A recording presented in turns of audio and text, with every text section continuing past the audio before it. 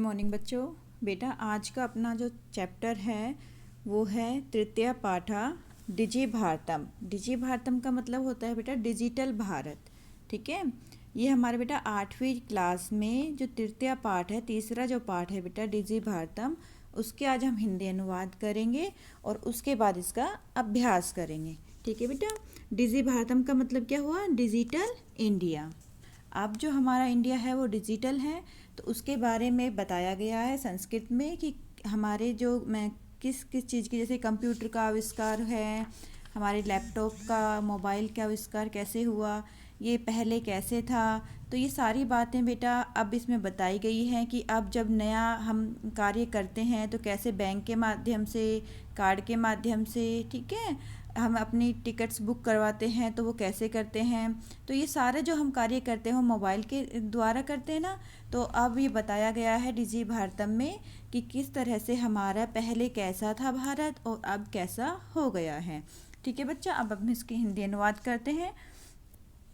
देखो बेटा, स्टार्टिंग में देखो क्या लिखा हुआ है, डिजि भारतम डिजिटल भारत। उसके बाद क्या है कि प्रस्तुत पाठ डिजिटल इंडिया के मूल भाव को लेकर लिखा गया निबंधात्मक पाठ है। ठीक है, निबंध है ये, जैसे हम ऐसे बोलते हैं ना, इंग्लिश में हम ऐसे बोलते हैं और हिंदी में निबंध बोलते हैं, तो ये भी एक निबंध है जो हमने संस्कृत में लिखा है। ठीक है बेटा, ये संस्कृत में लिखा गया डिजिटल भारत के ऊपर एक निबंध है। इसमें वैज्ञानिक प्रगति के उन आयामों को छुआ गया है। वैज्ञानिक प्रगति का मतलब क्या हुआ है कि विज्ञान ने जो जो प्रगति की है, जो जो उन्नति की है, उनके बारे में आपको बताया गया है, जिसमें हम एक क्लिक के द्वारा बहुत कुछ कर सकते हैं। एक क्लिक के द्वारा बहुत कुछ कर सकते हैं का मतलब क्या हुआ कि हम जैसे मोबाइल फ़ोन है, मोबाइल फ़ोन के क्लिक के द्वारा क्या कर सकते हैं, आप व्हाट्सएप भी चलाते हो, फ़ोन कॉल भी करते हो। ठीक है, इंटरनेट के यूज़ से आप हम आपस में बेटा वॉइस मैसेज भी करते हैं और वीडियो कॉलिंग भी करते हैं, दूर बैठे लोगों से भी वार्तालाप कर सकते हैं। तो वो इस तरह से बोल रहा है कि एक क्लिक में हम बहुत कुछ कर सकते हैं, है ना। इंटरनेट ने हमारे जीवन को इतना सरल बना दिया है कि हम भौगोलिक दृष्टि से एक दूसरे के अत्यंत निकट आ गए हैं। भौगोलिक दृष्टि से एक दूसरे के अत्यंत निकट आने का मतलब यही है जो मैंने अभी आपको बताया है कि चाहे हमारे जो रिश्तेदार हैं, हमारे भाई बहन हैं, हमसे कितनी भी दूर हों, हम उनसे कनेक्ट हो जाते हैं। वीडियो कॉलिंग के द्वारा हमें ऐसा लगता है जैसे हमने उनसे बात की तो वो अभी हमारे पास ही हैं। तो ये भौगोलिक दृष्टि से भी इन्होंने क्या कर दिया, एक दूसरे के हमें निकट ला दिया। एक देश दूसरे देश को अच्छी तरह से जान सकता है। ठीक है, अपने ही देश में बैठकर उनसे वीडियो कॉन्फ्रेंसिंग के द्वारा हर चीज़ को ऑब्जर्व कर सकता है। तो इस तरह से जो नई टेक्नोलॉजी है बेटा, जो नई तकनीकी है, उसने हमें एक दूसरे के बहुत निकट ला दिया है। इसके द्वारा जीवन में प्रत्येक क्रियाकलाप सुविधाजनक हो गए हैं। जो भी हम कार्य करते हैं वो हमारे लिए सुविधाजनक हो गए हैं। ऐसे ही भावों को यहाँ सरल संस्कृत में व्यक्त किया गया है। ठीक है, अब हम स्टार्ट करते हैं। अद्य संपूर्ण विश्वे डिजिटल इंडिया इत्यस्याः चर्चा श्रूयते।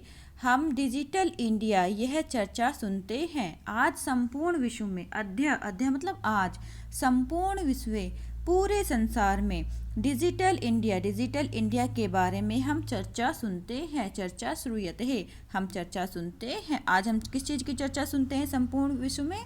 डिजिटल इंडिया की। अस्य पदस्य का भावः, इस पद का क्या भाव है?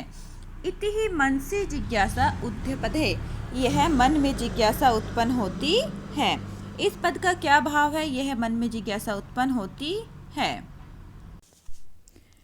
काल परिवर्तने, समय के परिवर्तन होने के साथ साथ, ठीक है, काल परिवर्तनेन, समय के परिवर्तन होने के साथ साथ, सह के साथ बेटा हमेशा तृतीय विभक्ति का प्रयोग होता है, इसलिए यहाँ पे क्या आया है, काल परिवर्तनेन, तृतीय विभक्ति ना इसमें भी, तो ये ध्यान रखना, सह के साथ हमेशा तृतीय विभक्ति का प्रयोग होता है। काल परिवर्तनेन सह मानवस्य आवश्यकता अपि ही परिवर्तित है। समय के साथ साथ मानव की, मनुष्य की आवश्यकता भी परिवर्तित होती जाती है। प्राचीन काले, पहले के समय में, ज्ञानस्य आदानं प्रदानं मौखिकम आसीत्, पहले जो ज्ञान का आदान प्रदान था वो कैसा था? मौखिक था। मौखिक मतलब बोल के सुनाया जाता था, ठीक है। ज्ञान का जो आदान प्रदान होता था वो मौखिक था। विद्या च श्रुति परंपरा ग्रह्यते, जो विद्या है वो श्रुति परंपरा से ग्रहण की जाती थी। श्रुति परंपरा मतलब वैदिक परंपरा।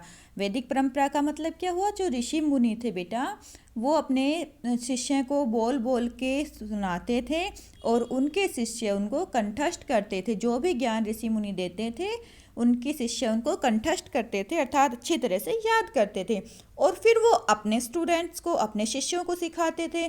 तो इस तरह से जो विद्या प्राप्त की जाती थी वो श्रुति परंपरा के अनुसार की जाती थी, वैदिक परंपरा के अनुसार की जाती थी, ठीक है।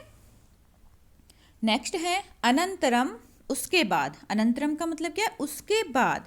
ताल ऊपरी, यहाँ पे देखो संधि विच्छेद करेंगे, ताल प्लस ऊपरी बन जाएगा बेटा, ठीक है।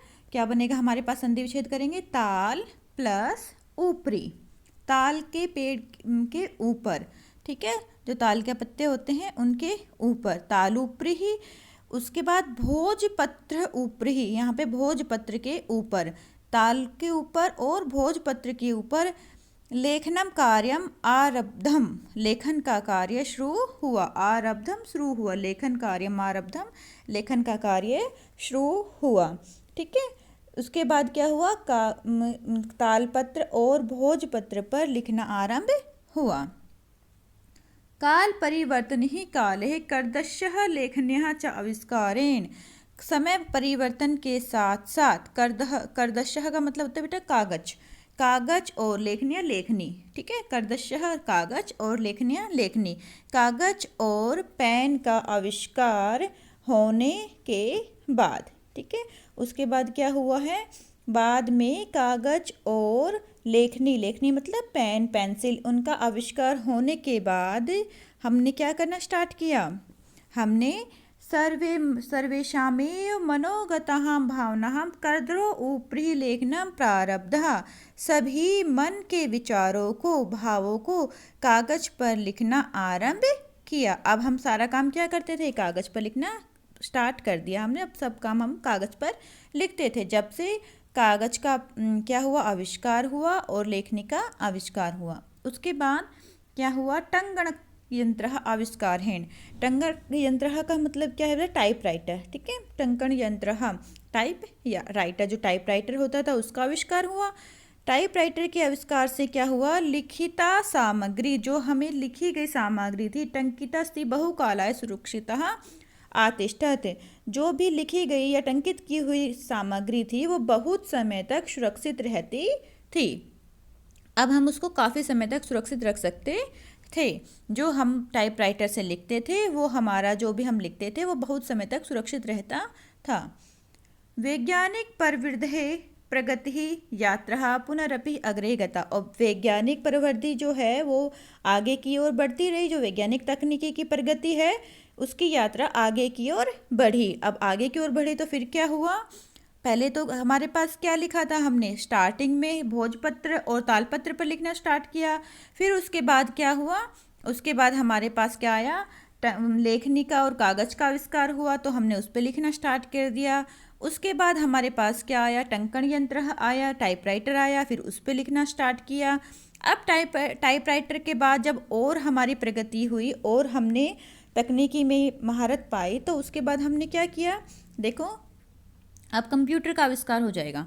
तो क्या लिखा है आगे,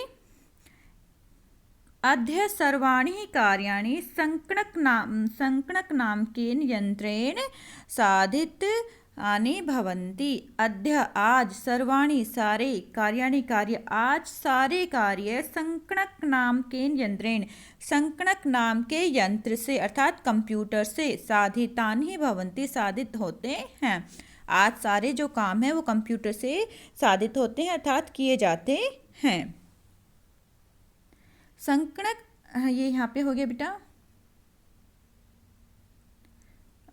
हाँ जी। समाचार पत्राणि पुस्तकानि च कंप्यूटर माध्यमेन पठ्यन्ते, समाचार पत्र और पुस्तक भी अब कंप्यूटर के माध्यम से पढ़ी जाती है, लिख्यन्ते च और लिखी जाती है।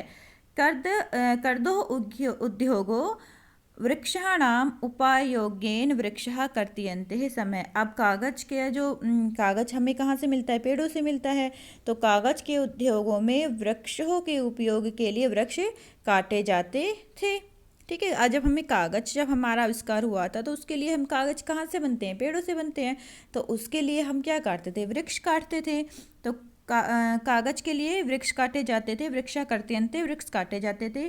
परंतु संगणकस्य अधिक प्रयोगे, परंतु कंप्यूटर के अधिक से अधिक प्रयोग से वृक्षाणाम कर्तन्यः न्यूनतम भवन्ति भविष्यति इति विश्वास है। जो पेड़ काटे जाते थे बेटा, उसका जो हम कार्य है वो कमी आ जाएगी, वृक्षों की कटाई में कमी आ जाएगी, ऐसा हम विश्वास करते हैं। कंप्यूटर के अधिक से अधिक प्रयोग से वृक्षों की कटाई में कमी आ जाएगी, ऐसा हम विश्वास करते हैं। नेक्स्ट है बेटा, अनेन पर्यावरण सुरक्षायै दिशि महान उपकारो भविष्यति। उससे पर्यावरण की सुरक्षा की दिशा में महान उपकार होगा। यहाँ तक आपको समझ में आ गया बेटा। अब हम नेक्स्ट पेज पे चलते हैं। ठीक है, अब हम देखते हैं आगे। नेक्स्ट देखो, इसमें अधुना आपने, आपने मतलब बाजार में, अधुना आज, अब क्या हो रहा है, अब तो बाजार में, अधुना आपने वस्तु क्रियार्थम रूप्यकाणम अनिवार्यतः नास्ति। अब हम जब बाजार में कुछ सामान खरीदने के लिए जाते हैं तो हमें रुपए की आवश्यकता नहीं होती। हमें रुपए की आवश्यकता क्यों नहीं होती है, क्योंकि डेबिट कार्ड, क्रेडिट कार्ड इत्यादि सर्वत्र रूप्यकाणम स्थानम गृहीतवन्तम। हाँ, या अब हम डेबिट कार्ड और क्रेडिट कार्ड आदि ने सब जगह रुपयों का स्थान ले लिया है। अब हम डेबिट और क्रेडिट कार्ड से बेटा ट्रांसफ़र कर देते हैं रुपए। तो अब हमें, जब हम मार्केट में जाते हैं तो हमें किसकी ज़रूरत नहीं होती, रुपए अपने साथ ज़्यादा ले जाने की ज़रूरत नहीं होती। वित्त कोशस्य है, वित्त कोश का मतलब होता है बेटा बैंक। ठीक है, वित्त कोशस्य लिखा हुआ ना, बैंकस्य है। वित्त कोश का मतलब क्या होता है, बैंक। वित्त कोश के भी सभी कार्य सर्वाणी कार्याणि संगणक यंत्रेण संपाद्यन्ते, संगणक से हो जाते हैं, अर्थात कंप्यूटर की सहायता से हो जाते हैं। बैंक के सभी कार्य, अब सारे कार्य कंप्यूटर के माध्यम से ही हो जाते हैं। ठीक है, बहुविधा अनुप्रयोगः, बहुविधा बहुत ज़्यादा प्रयोग के लिए APP मुद्रा विनिमय विनिमय सहायकः सन्ति। यहाँ पे क्या कह रहे हैं कि बहुत ज़्यादा विभिन्न प्रकार के अनुप्रयोग से मुद्राहीन विनिमय के लिए सहायक है। मतलब हम अब मुद्रा लेके जाने की ज़रूरत नहीं है, हम बिना मुद्रा के ही काम कर सकते हैं। उसमें भी हमारे लिए सहायक है, क्योंकि पैसे हम घर बैठे ही ट्रांसफ़र कर सकते हैं। कुत्रः अपि ही यात्रा करणीयः भवेत्, कहीं पर भी अगर आपको यात्रा करनी है, जैसे रेल यात्रा पत्र से, जैसे रेल में यात्रा करनी है, वायुयान यात्रा पत्रस्य अनिवार्यतः अधुना अस्ति। तो आजकल पत्र मतलब यहाँ पे टिकट के लिए, जैसे हम पहले रेल में जाते थे उसके लिए टिकट कटवाते थे उसमें बेटा, और वायुयान के लिए टिकट करवाते थे, तो उसकी अब आवश्यकता नहीं है। अब वो सारी चीज़ें किससे हो जाती है, हमारे कंप्यूटर से, हमारी मोबाइल से हो जाती है। ठीक है, कहीं पर भी जब हम रेल यात्रा करनी हो, टिकट या हवाई जहाज़ की टिकट की आवश्यकता हमें नहीं होती है। सर्वाणी पत्राणि, सारे जो कार्य हैं, सारे जो टिकट करने वाले कार्य हैं, सर्वाणी पत्राणि अस्माकं चल दूरभाष यंत्र है। चल दूरभाष यंत्र मतलब मोबाइल फ़ोन। मोबाइल फ़ोन को हम क्या करेंगे, चल दूरभाष यंत्रे। ओके बच्चा, मोबाइल फ़ोन को हम क्या बोलेंगे, चल दूरभाष यंत्रे। ईमेल इति स्थाने सुरक्षितानि भविष्यन्ति ही, और ईमेल पर हम सुरक्षित कर लेते हैं। तो सारे जो हमारे कार्य हैं पत्र आदि के, वो हम मोबाइल फ़ोन या ईमेल में सुरक्षित रखते हैं, जिन्हें दिखाकर हम क्या करते हैं, आसानी से यात्रा कर आनंद ले सकते हैं। यानी सर्दियंशम वयम संरक्षण यात्राणाम आनंदम गृह्यमः, उनको दिखाकर हम यात्रा का आनंद ले सकते हैं। आगे नेक्स्ट देखिए, चिकित्सालय। चिकित्सालय क्या होता है, हॉस्पिटल, अस्पताल। चिकित्सालय अपि, चिकित्सालय में भी, हॉस्पिटल में भी उपचारार्थम, उपचारार्थम का मतलब उपचार के लिए, रूप्यकाणाम आवश्यकता अध्यम नानुभूयते, रुपये की आवश्यकता नहीं है। अर्थात अब जब हम हॉस्पिटल में जाते हैं तो वहाँ पे भी उपचार के लिए रुपए की आवश्यकता नहीं है। अब सब जगह क्या होने लगा है, कार्ड के सहायता से वो होने लगी ना, फीस जमा हो करनी हो किसी चीज़ की बेटा, कुछ भी करना हो, कोई भी हमें बैंक से रिलेटेड कुछ भी करना हो, तो हम सब काम कैसे करते हैं, वित्त का जो आदान प्रदान है, पैसे का जो आदान प्रदान है, हम रुपए किससे कर लेते हैं? कार्ड के माध्यम से कर लेते हैं। तो ये क्या कहा है? सर्वत्र कार्ड माध्येन ई बैंक माध्येन शुल्कं प्राद्युतं शक्यते। अब हम सब जगह क्या करते हैं? कार्ड के माध्यम से या ई बैंक के माध्यम से फीस अदा कर सकते हैं। फीस अदा हमारे द्वारा की जा सकती है। तद दिनहं नातिः दूरम, वह दिन दूर नहीं है। यदा, जब, वयम हस्ते, हमारे हाथ में, एकमात्र चल दूरभाष यंत्रम आदाय, एकमात्र मोबाइल हमारे हाथ में आ जाएगा। सर्वाणी कार्याणि, और वह हमारे सारे कार्य को साधेगा। ठीक है, हमारे सारे कार्य को करने में सफल होगा। सर्वाणी कार्याणि साधयितुं समर्था भविष्यामः, हमारे सभी कार्य को एक हमारा मोबाइल फ़ोन ही कर देगा। वह दिन दूर नहीं है जब हमारे हाथ में एक मोबाइल फ़ोन होगा और वह हमारा सारे कार्य कर देगा। वस्त्रपुटकेः रूप्यकाणाम् आवश्यकता न भविष्यति। वस्त्रपुटकेः का मतलब क्या था बेटा? जो हमारी पॉकेट होती है ना, जेब, तो उसमें हमें पैसे रखने की ज़रूरत नहीं होगी। अपनी जेब में रुपए रखने की ज़रूरत नहीं होगी। रूप्यकाणाम्, रुपये हो गए। वस्त्रपुटके मतलब हमारी पॉकेट, जेब के लिए बोलते हैं बेटा। पासबुक और चेकबुक, इनकी तो आवश्यकता ही नहीं होगी। ठीक है, आगे क्या कह रहा है वो? पासबुक चेकबुक इत्यनोः आवश्यकता न भविष्यति। पासबुक और चेकबुक की तो आवश्यकता ही नहीं होगी, हमें इन चीज़ों की तो आवश्यकता ही नहीं होगी। पठनार्थम पुस्तकानां समाचार पत्राणां, पढ़ने के लिए पुस्तक और जो समाचार पत्र है, अनिवार्यता संप्राप्त्या भविष्यति। अब जो हम पढ़ते हैं समाचार पत्र, उसको वो तो लगभग समाप्त ही हो जाएंगे। क्यों? क्योंकि सब मोबाइल से पढ़ेंगे। तो पढ़ने के लिए जो पुस्तकें हैं, समाचार पत्र आदि हैं, उनकी अनिवार्यता हो जाएगी, उनको ज़रूरत ही हमें नहीं पड़ेगी, क्योंकि ये सारे काम हम किससे कर लेंगे? मोबाइल से कर लेंगे। ठीक है। लेखनार्थम अभ्यास पुस्तिका कर्दशः व, लेखन के लिए जब हम अभ्यास पुस्तिका काम करते हैं, कागज़ पर काम करते हैं, उसका भी हम ऐसा सरल कार्य ढूंढ लेंगे कि उसको भी हम मोबाइल पर कर सकेंगे। तो ये क्या कह रहे हैं? लेखनार्थम, लेखन के लिए, और अभ्यास पुस्तिका कर्दशः व, उसमें जिसको हम उस पर लिखते हैं, कागज़ पर लिखते हैं। नूतन ज्ञान अन्वेषणार्थम शब्दकोशो अपि आवश्यकता न भविष्यति। शायद आगे होने वाले आविष्कारों में इसकी भी हमें आवश्यकता नहीं पड़ेगी, अर्थात हमें कागज़ की आवश्यकता नहीं पड़ेगी, हम अपना मोबाइल पे ही सारा काम कर सकेंगे।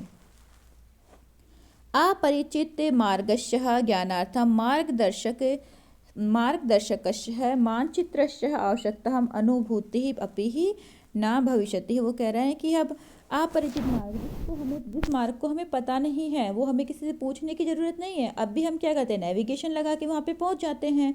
तो यही कह रहा है कि अपरिचित मार्गस्य, जिसके मार्ग के बारे में हमें नहीं पता है, जिस मार्ग के बारे में हमें ज्ञान नहीं है, उस मार्ग को भी मानचित्र की सहायता से हम जो हमारे मानचित्र है उसकी सहायता से हम पूरा करते हैं। वह भी ज़रूरत नहीं होगा, और हाई टेक्नोलॉजी आ जाएगी और हमें उसकी भी ज़रूरत नहीं होगी। ठीक है, ऐसा कुछ ना कुछ हमारे पास आएगा कि हमें उनकी भी ज़रूरत महसूस नहीं होगी।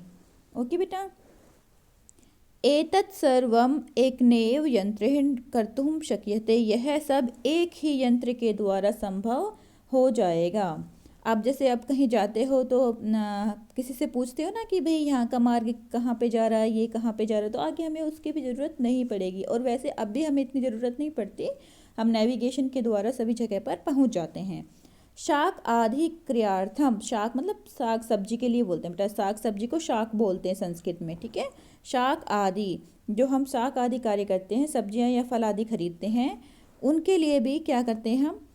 शाकादि क्रियार्थनम, फल क्रियार्थनम, विश्राम गृहेषु कक्षम सुनिश्चितं कर्तुं, चिकित्सालये शुल्कं प्रदातुं, विद्यालये महाविद्यालये च अपि शुल्कं प्रदातुं, किं बहुनः दानमपि दातुं चलचित्रभाषयन्त्रे अलम। तो ये कह रहा है इन सब के लिए, चाहे हमें फल सब्जियां खरीदनी हो, विश्राम गृहों में कमरा सुनिश्चित करना हो, ठीक है, अस्पतालों में, विद्यालय या महाविद्यालय में फीस देने में, और कहाँ मतलब कहीं भी अधिक से अधिक जो भी हम काम करते हैं वो मोबाइल के द्वारा ही हो जाता है। हमारे लिए एक मोबाइल ही पर्याप्त है इन सब कार्य करने के लिए।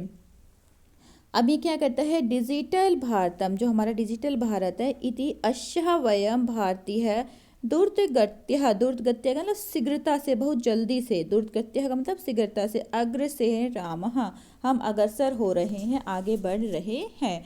डिजिटल, इस दिशा में हम भारतीय तेजी से आगे बढ़ रहे हैं। ठीक है, हम भारतीय जो हैं इस दिशा में तेजी से, दुर्गत्या तेजी से, अग्र से रामः आगे बढ़ रहे हैं। तो बेटा ये हमारा चैप्टर था जिसका नाम था डिजिटल भारतम। ठीक है, डिजिटल भारत, डिजी भारतम, इसकी हमने हिंदी अनुवाद कर लिया है बेटा। इसको अच्छी तरह से सुनो, इसके बाद हम अभ्यास कार्य करेंगे, क्योंकि बेटा जब तक हम हिंदी अगर नहीं समझेंगे अच्छी तरह से तो हम अभ्यास कार्य नहीं कर पाते हैं। तो आप पहले हिंदी अनुवाद पढ़ें और उसके बाद मेरा बेटा अभ्यास कार्य हम करेंगे। ओके बेटा, take care, God bless you बच्चा।